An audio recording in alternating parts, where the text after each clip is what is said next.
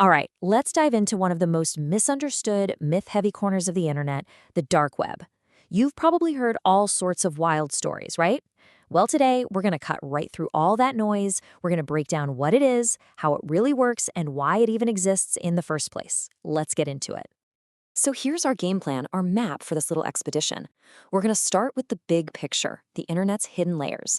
Then we'll zero in on the dark web itself. We'll look at the tech that keeps everything anonymous.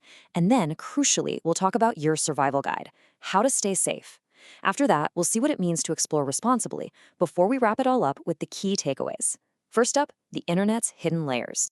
Okay, first things first. To really get this, you have to understand that the internet you use every single day, Google, social media, all that stuff, is just the tiny, visible tip of a massive iceberg. So think of it in three layers. Up top, you've got the surface web. That's everything a search engine like Google can find. Easy. Then, underneath that, you have the deep web. And this is actually the biggest part of the internet by far. It's not scary, it's just your online banking portal, your email inbox, your company's private network. It's stuff that's password protected and not meant for the public. And then tucked away in a small corner of the deep web is the dark web. It's intentionally hidden and built for one primary reason: total anonymity. Okay, so now that we know where it lives in the grand scheme of things, what exactly is the dark web? Let's get a really clear definition on the table. At its core, it really boils down to two things: access and intent. You can't just stumble onto the dark web by accident. You need special software to even get in the door. And the whole network, from the ground up, is engineered to make its users anonymous by wrapping everything they do in layers and layers of encryption.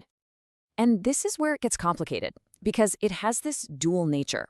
On one side, of course, that level of anonymity is a magnet for illegal activity. That's what you always hear about. But on the other side, that exact same anonymity is an absolute lifeline for others. I'm talking about journalists, activists, and whistleblowers in countries where speaking freely could get them imprisoned or worse. For them, the dark web isn't some shady place. It's an essential tool for freedom. So how on earth does it actually pull off this level of privacy? What's the secret sauce? Let's get into the mechanics that keep it all hidden. It really comes down to these three things. First, you need special access. You're not using Chrome or Safari, you're using a browser like Tor, which is built to hide who you are by bouncing your connection all over the globe. Second, you'll notice the websites look different. They don't end in .com, they end in .onion. That's your clue that you're on this private network. And finally, the most important part, everything is encrypted. Every message, every click, it's all scrambled, making it incredibly difficult for anyone to spy on what you're doing. Okay, this is super important. Going into this space, even if you're just curious, is not something you do lightly. You need a clear set of rules to stay safe. So let's build your digital survival guide right now. Before I get to the rules, let's just be honest about the risks. What are you actually up against? Well, just as you'd imagine, you've got scams, malware, and the very real possibility of running into illegal or, frankly, disturbing content if you're not careful. Preparation is everything.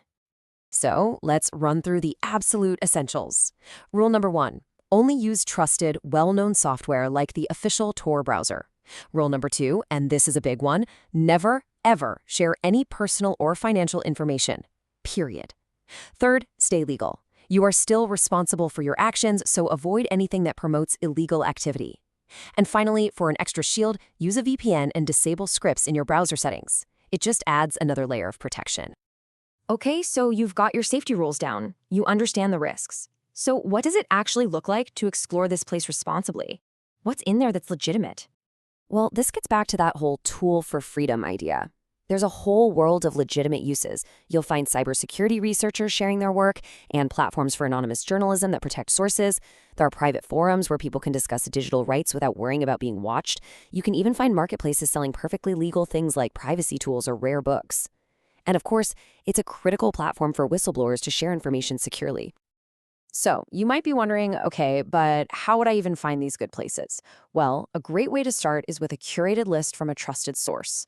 Think of a resource like darkweb.website as a kind of safe map for beginners. It points you towards sites that have already been vetted so you can learn and explore without stumbling into the wrong neighborhood.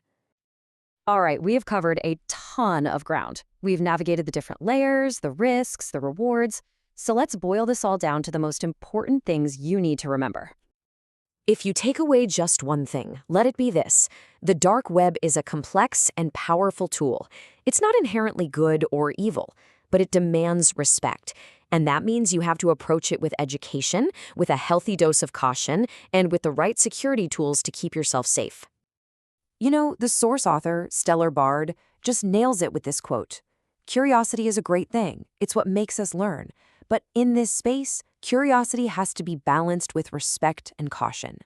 That right there is the key to exploring this digital world without getting burned. So I'll leave you with this final thought to chew on. In a world where our digital lives are more and more exposed and people are demanding more privacy, is something like the dark web, with all its risks, actually a necessary part of the future for a free and open internet? Something to think about.